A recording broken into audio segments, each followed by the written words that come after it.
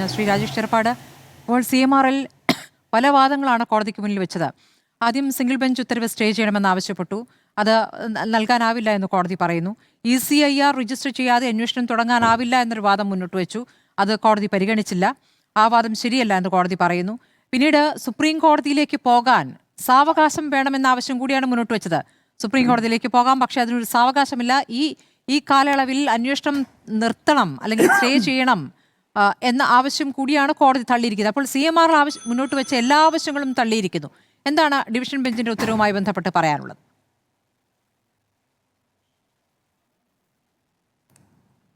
ഇതിനകത്ത് CMRL ഒരു case ഹൈക്കോടതി അതിൻ്റെ കേസുമായി ബന്ധപ്പെട്ടിട്ട് EDക്ക് തുടരന്വേഷണം നടത്താമെന്നുള്ളൊരു അനുമതി ലഭിച്ചതിനെ സംബന്ധിച്ച് എനിക്ക് പ്രത്യേകിച്ച് ഒന്നും പറയാനില്ല. അത് അതിൻ്റേതായ രീതിയിൽ കേസിൻ്റേതായ രീതിയിൽ EDക്ക് തുടരന്വേഷണം നടത്താൻ നടക്കട്ടെ എന്നുള്ളതാണ് ആദ്യമേ പറയാനുള്ള കാര്യം.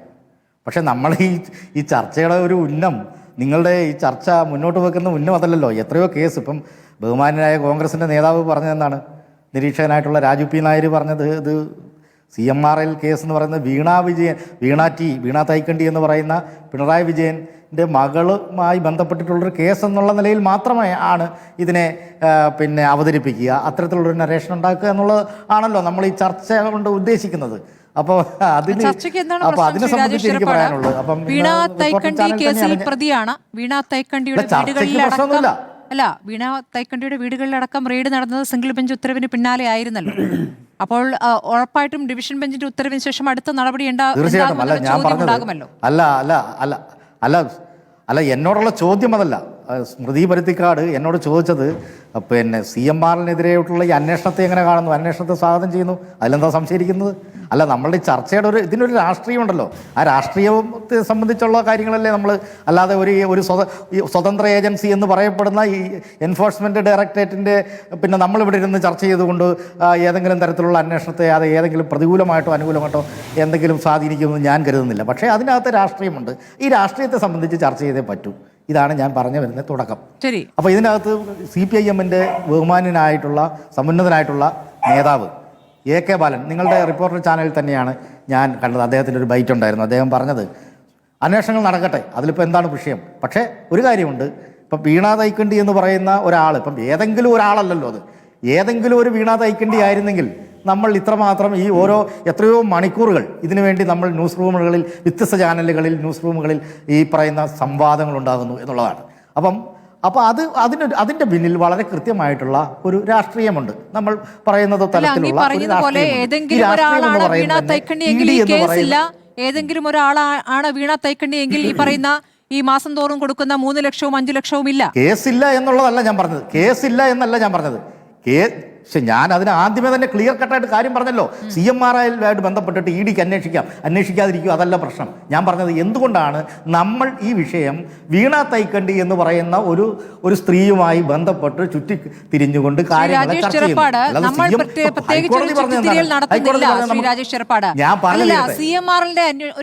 CMRലുമായി ബന്ധപ്പെട്ടുള്ള EDയുടെ അന്വേഷണത്തിൽ എന്തൊക്കെ ഘട്ടങ്ങളാണ് കടന്നുപോയത്? അങ്ങൊന്ന് വിശദീകരിക്കൂ. ED എന്തൊക്കെ ചെയ്തു?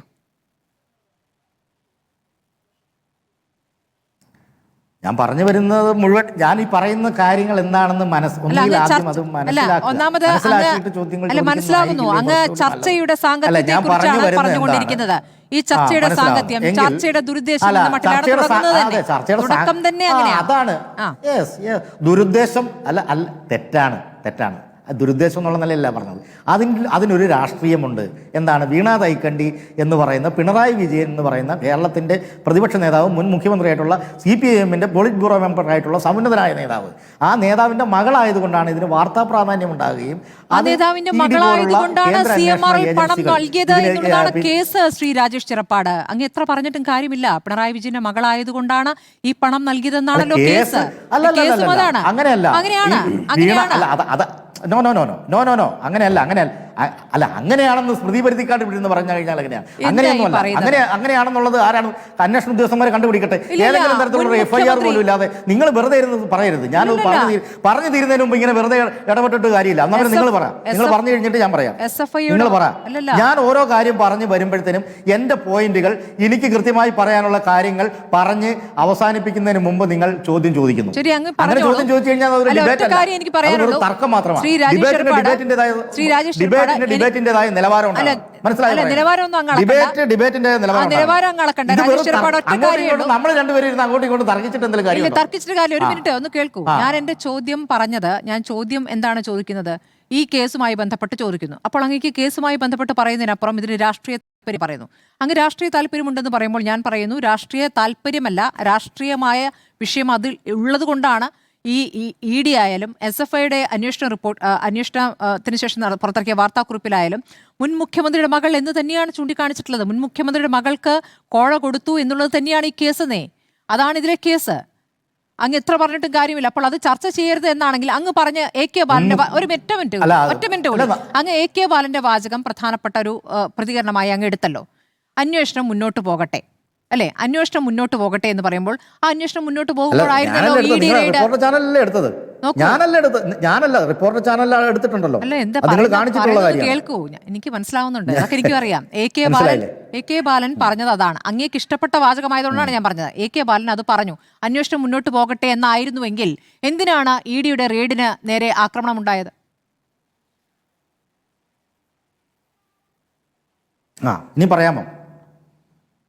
ഇനി പറയാമെന്ന് കരുതുന്നു. ശരി, ED അതാണ് ഞാൻ പറഞ്ഞു വന്ന ഒരു കാര്യം. അപ്പം ഏതെങ്കിലും ഒരു CMRL കമ്പനിക്കെതിരെ പിന്നെ ED അന്വേഷണം വരുന്നതുമായിട്ട് ബന്ധപ്പെട്ടിട്ട് ഇപ്പം നിങ്ങൾ തന്നെ പറഞ്ഞൊരു കാര്യമുണ്ട്, ഇതിൻ്റെ കൂടെ പറയേണ്ട കാര്യം. നിങ്ങളെന്ന് പറഞ്ഞാൽ റിപ്പോർട്ടർ ചാനൽ എന്നുള്ളതല്ല, റിപ്പോർട്ടർ ചാനലിലല്ല, പല ചാനലുകളും കാണിച്ചിട്ടുണ്ട്. 242 അക്കൗണ്ട് വീണ ടിയുടെ 242 അക്കൗണ്ട് പൂട്ടിയെന്ന് വരെ പറഞ്ഞു. എന്ത് ആധികാരികതയാണ്!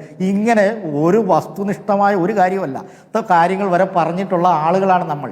ഏതാനും ആഴ്ചകൾക്ക് മുമ്പ്, ഏതാനും ദിവസങ്ങൾക്ക് മുമ്പ് പറഞ്ഞ കാര്യം 242 അക്കൗണ്ട് പൂട്ടിച്ചെന്നാണ് പറയുന്നത്. ഇതിപ്പോൾ കേൾക്കുന്ന ജനം എന്താ വിചാരിക്കുക? അപ്പം ഇത് 1.5 ലക്ഷം രൂപയോ മറ്റുമാണ് ഇവരുടെ അക്കൗണ്ടിലോ മറ്റോ ഉണ്ടായിരുന്നത്. അപ്പോൾ വീണ തൈക്കണ്ടി കുറ്റം ചെയ്തിട്ടുണ്ടെങ്കിൽ വീണ തൈക്കണ്ടി അന്വേഷണം നടക്കട്ടെ. നമ്മളിവിടെ ഇരുന്ന് ഈ ന്യൂസ് ഡെസ്കുകളിൽ ഇരുന്നോ അല്ലെങ്കിൽ ഈ ചാനൽ മുറികളിലിരുന്നോ വിധി പ്രസ്താവിക്കാൻ നമ്മൾ ആരുമല്ലല്ലോ. അന്വേഷണം നടക്കട്ടെ. അപ്പം നിങ്ങൾ ചോദിച്ചൊരു ചോദ്യമുണ്ട്, സ്മൃതി പരുത്തിക്കാട് ചോദിച്ച ഒരു ചോദ്യമുണ്ട്, എന്തുകൊണ്ടാണ് EDയെ രാഷ്ട്രീയമായി തടഞ്ഞതെന്നുള്ളത്. അത് രാഷ്ട്രീയമായി തടഞ്ഞതാണ്, രാഷ്ട്രീയമായിട്ടുള്ള പ്രതിഷേധമാണത്. എന്തുകൊണ്ട് ഇവിടെ മാത്രമാണല്ലോ EDയുടെ വാഹനങ്ങൾക്ക് നേരെ ആക്രമണം ഉണ്ടാകുന്ന ഒരു അവസ്ഥയിലേക്ക് വന്നത്. പിണറായി വിജയൻ്റെ വീട്ടിൽ പിണറായിൽ വീട് പരിശോധിച്ചു.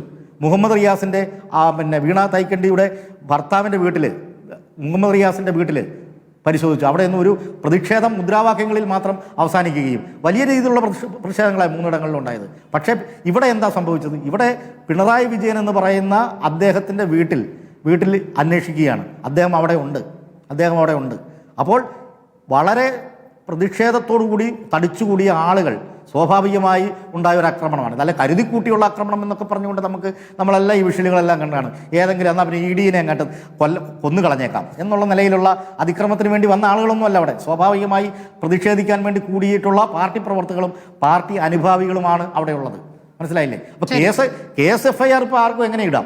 സ്വാഭാവികമായി വളരെ സ്വാഭാവികമായി എടുത്താൽ മതി. ഇഷ്ടികയുടെ കാറിന്റെ ചില്ല് അടിച്ച് തകർത്ത് അതിനുള്ളിലേക്ക് ആക്രമണം നടത്താൻ പോകുന്നത് അതിന്റെ സ്വാഭാവികതയിൽ എടുത്താൽ മതി എന്നാണ് അങ്ങയുടെ അഭിപ്രായം. ശരി, അങ്ങ് എപ്പോഴോ ഏതോ ഒരു ചാനൽ കൊടുത്ത തെറ്റായ ഒരു കാർഡ് എടുത്തുകൊണ്ട് അതൊരു പ്രധാന വാദമായി 242 അക്കൗണ്ടുകൾ എന്ന് ആവർത്തിച്ച് പറയുന്നതിൽ കാര്യമില്ല. വീണയുടെ അക്കൗണ്ട് ഇവിടെ ഫ്രീസ് ചെയ്തിരിക്കുന്നു എന്നുള്ളതാണ് നമ്മുടെ മുന്നിലെ യാഥാർത്ഥ്യം. ശ്രീ NP ചെക്കുട്ടി, ഇപ്പോൾ 242 അക്കൗണ്ടോ? അല്ല, അത് ഏതോ ഒരു ചാനൽ നൽകിയ ഒരു തെറ്റായ കാർഡ് വാർത്ത എടുത്തുകൊണ്ട് ആധികാരികമായി എല്ലാ ചാനലുകളും കൊടുത്തു എന്ന രൂപത്തിലേക്ക് പറയണ്ടെന്നേ പറഞ്ഞുള്ളൂ. പൊതുവേ അല്ലല്ലോ, കൊടുത്തവരെ പറഞ്ഞാൽ മതിയല്ലോ. കൊടുത്തവരെ മാത്രം പറയൂ. അതൊരു പൊതുവായ വാർത്തയായിരുന്നില്ല, എല്ലാവരും കൊടുത്തിട്ടില്ല. അല്ലല്ല ഇതുപോലെ അല്ല, ഞാനതിന്റെ ഒരു തെറ്റായി വാർത്തകൾ കൊടുക്കുന്നതിന്റെ ഒരു ഉദാഹരണം എന്നുള്ള നിലയിലാണ്. നമ്മളിപ്പോൾ കോടതിയിൽ നിന്ന് വന്നിരിക്കുന്ന ഉത്തരവാണല്ലോ ചർച്ച ചെയ്യുന്നത് ശ്രീ രാജേഷ്. ഇപ്പോൾ നമ്മൾ ചർച്ച ചെയ്യുന്നത് കോടതിയിൽ നിന്ന് ഉത്തരവാണല്ലോ, തെറ്റായ വാർത്തയല്ലല്ലോ. അപ്പോൾ അതിനുള്ള മറുപടി അങ്ങേക്കുണ്ടെങ്കിൽ പറയാം. എന്താണ് കുഴപ്പം? ഒരു കുഴപ്പമില്ല. പക്ഷേ പക്ഷേ ഇത് വീണ ടി എന്ന് പറയുന്ന ഒരാളിലേക്ക് മാത്രം തിരിഞ്ഞുകൊണ്ട് അതിന്റെ ചർച്ച മുഴുവൻ ഫോക്കസ് ചെയ്തുകൊണ്ട് വീണ ടിയുടെ വെച്ചുകൊണ്ട് കേരളത്തിന്റെ ഇന്ത്യയുടെ സമുന്നതനായ കമ്മ്യൂണിസ്റ്റ് നേതാവായിട്ടുള്ള പിണറായി വിജയനെതിരെ ആക്രമിക്കാൻ മനസ്സിലായില്ലേ പറഞ്ഞതിന്റെ മുഴുവൻ അർത്ഥം സംശയിക്കുന്ന കാര്യത്തിൽ പിണറായി വിജയനോടൊന്നും ചോദിച്ചിട്ടില്ല. ഒന്ന് കേൾക്കൂ, അങ്ങിങ്ങനെ പറഞ്ഞിങ്ങനെ പോവല്ലേ, പറയുന്നത് കേൾക്കൂ. പിണറായി വിജയനോട് ED ഒന്നും ചോദിച്ചിട്ടില്ല എന്ന് പിണറായി വിജയൻ തന്നെയാണ് പറഞ്ഞത്. അത് അങ്ങേക്ക് ഓർമ്മയുണ്ടെങ്കിൽ അത് മനസ്സിലാക്കുക.